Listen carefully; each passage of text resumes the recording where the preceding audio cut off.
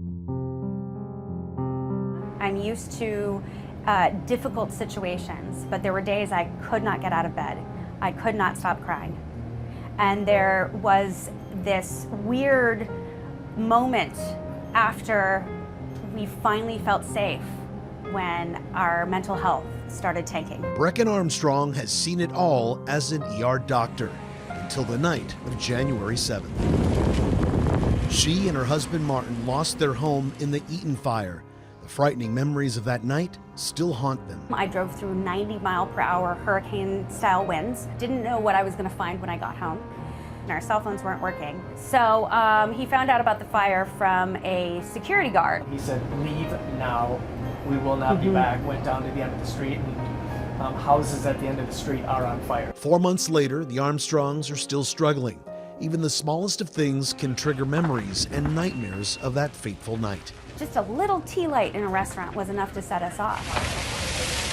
Visions and dreams of burning alive, having my feet stuck in the ground, unable to move, and the fire coming towards me and burning, my toes burning, my feet burning, my ankles, and having it engulf my body. And this was the nightmare multiple times every night. The Armstrongs knew they needed help. Luckily, they found Medical Mission Adventures. The nonprofit began as a medical mobile clinic. They eventually jumped in to help victims of the Maui wildfire. That's when Dr. Evelyn Wong says she knew they needed to expand their mission. What we realize is the great need for mental health.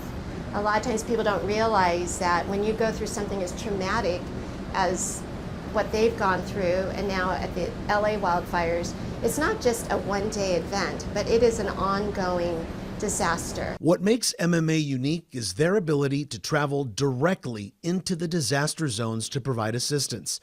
They initially focus on providing psychological first aid, immediate support after a traumatic event. But they've learned that the real mental health challenge often comes long after many others have forgotten.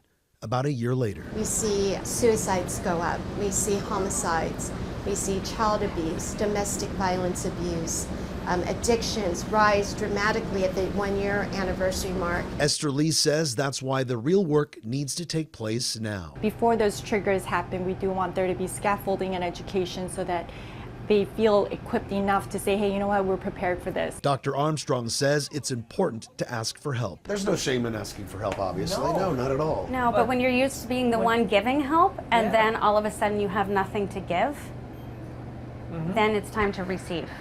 And that can sometimes be scary. Toby Nishikawa says MMA is always looking for ways to provide long-term assistance. The resiliency groups are like the support groups that we're going to be having. It's a way through community and through sort of a lived common experience that everybody's gone through to support one another and build resilience. Dr. Armstrong says she knows recovery is still a long road ahead. And as long as we're not afraid to ask for help during the darkest of times, there is light and healing on the horizon. Every single one of us almost died multiple times that night.